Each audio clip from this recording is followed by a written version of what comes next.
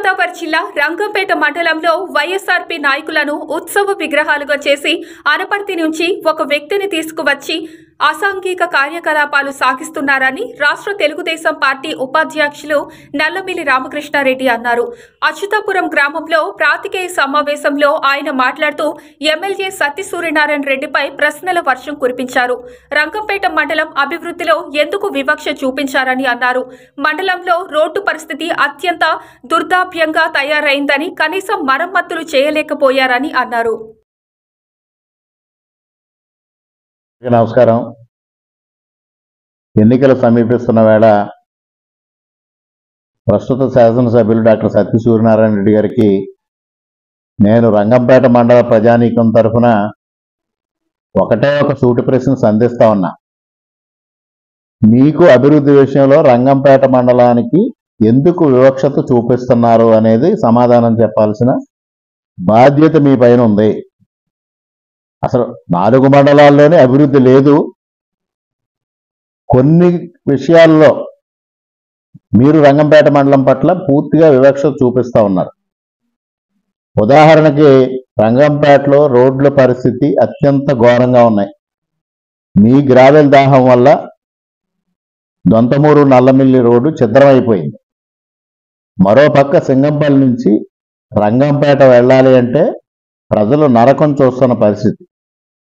అదేవిధంగా దొంతమూరు వచ్చే రంగంపేట నుంచి దొంతమూరు వచ్చే రహదారి పరిస్థితి కూడా ఆ విధంగానే ఉంది. అదేవిధంగా ఏడీబీ రోడ్డు ఎంత అధ్వానంగా తయారైందో ప్రయాణికులు పడుతున్న బాధలు వర్ణనాతీతం. అదేవిధంగా రంగంపేట నుంచి గండేపల్లి వెళ్ళే రహదారికి మీరు మధ్యలో దాన్ని నిలుపుదల చేసి, మేము ఇచ్చిన గ్రాంట్ను పూర్తి చేయకుండా నిలుపుదల చేసి ఇవాళ స్థానికులు చెత్త తెచ్చి అక్కడ వేసి గోతులు నింపుకునే పరిస్థితికి తీసుకొచ్చారు. ఎందువలన వీటిపైన మీరు నిర్లక్ష్యం చూపిస్తూ ఉన్నారు. మీకు ఆదాయమేమో మీరు సంపాదించిన దాంట్లో అధిక మొత్తం రంగంపేట మండలం నుంచి సంపాదించారు.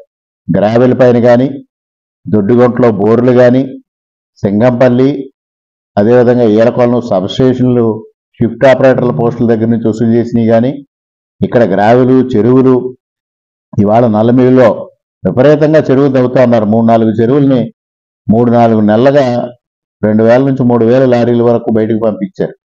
ఇంత దారుణంగా రంగంపేట మండలాన్ని దోచుకుంటూ రంగంపేట అభివృద్ధి విషయంలో వివక్షత ఎందుకు చూపిస్తున్నారు? మరొక విషయం, ఇటీవల కాలంలో కెనాల్ రోడ్డు విషయంలో కానీ, అనపర్తి నుంచి పెడపర్తి వెళ్ళే మీ స్వగ్రామం మీద నుంచి వెళ్ళే రోడ్డుకి కానీ ప్రభుత్వం నుంచి నిధులు తేలేక ప్యాచ్ వర్క్కి గ్రాంట్ తేలేని చేతగానితనాన్ని కప్పిపుచ్చుకోవడం కోసం నేను సొంత డబ్బులు ఖర్చు పెట్టి చేయిస్తాను అని అన్నారు. మరి ఇక్కడికి కూడా ఆ విధంగా చేయొచ్చు కదా.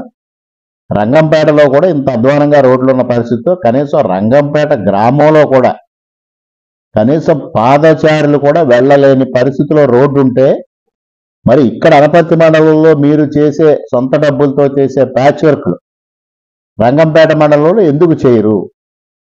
అదేవిధంగా ఇక్కడ ఆలయాల నిర్మాణానికి డబ్బులు తెచ్చానని వాడ అనపర్తిలో సచివాలయంలో నాయకులతో మీటింగ్ పెట్టి గొప్పలు చెప్తా ఉన్నారు. రంగంపేట శివాలయాన్ని అభివృద్ధి చెయ్యాలని వాళ్ళు కోరిన మాట, గ్రామస్తులు కోరిన మాట వాస్తవం కాదా? ఇప్పుడు ప్రభుత్వంలో డబ్బు లేదు, నిధులు రావు అని నిర్ద్వందంగా మీరు తిరస్కరించిన మాట వాస్తవమా కాదా? ఒక చోటకి ఒక ప్రాధాన్యత, రెండవ చోట వివక్షత. ఈ తారతమ్యం మీరు ఎందుకు చూపిస్తున్నారు? దానికి స్పష్టమైన సమాధానం చెప్పాలి. ఇంకొక విషయం ఏంటంటే, ఇక్కడ ఎవరు వైఎస్ఆర్సీపీలో సమర్థవంతమైన నాయకులు లేనట్లుగా అనపర్తి నుంచి ఒక వ్యక్తిని తీసుకొచ్చి ఇక్కడ ఇన్ఛార్జిగా నియమించడంలోకి ఆంతర్యం ఏంటి? గతంలో ఉండవల్లి లక్ష్మీపతిరావు గారి దగ్గర నుంచి, పెండియాల రంగారావు గారి దగ్గర నుంచి అటు కాంగ్రెస్ పార్టీలో కానీ, ఇటు తెలుగుదేశం పార్టీలో కానీ ఎవరైనా సరే రంగంపేట మండలం వాళ్ళే ఇక్కడ ప్రాతినిధ్యం వహించారు, నాయకత్వం వహించారు. ఇవాళ వీళ్ళందరినీ ఉత్సవ విగ్రహాలుగా తయారు చేసి మీరు అనపర్తి నుంచి తీసుకొచ్చి ఒక మదన గోపాలను తీసుకొచ్చి ఇక్కడ అసాంఘిక కార్యకలాపాలు ప్రోత్సహిస్తూ, భూదందాలు ప్రోత్సహిస్తూ, మట్టి మాఫియాకి ప్రోత్సాహం ఇస్తూ, ఒక పక్క దొడ్డుగుంటలో వైఎస్ఆర్ జలకళ పేరుతో దోపిడీ, మరోపక్క షిఫ్ట్ ఆపరేటర్ల పోస్టుతో దోపిడీ. ఈ విధంగా ఇక్కడ దోచుకోవడానికి మాత్రమే మీ సామంతరాజుని, మదన గోపాలని సామంతరాజు పేరుతో ఈ రంగంపేట మండలానికి పెట్టి ఈ రంగంపేట మండలానికి తీవ్రమైన అన్యాయం చేశారు. దీనికి సమాధానం చెప్పమని మేము డిమాండ్ చేస్తా ఉన్నాం.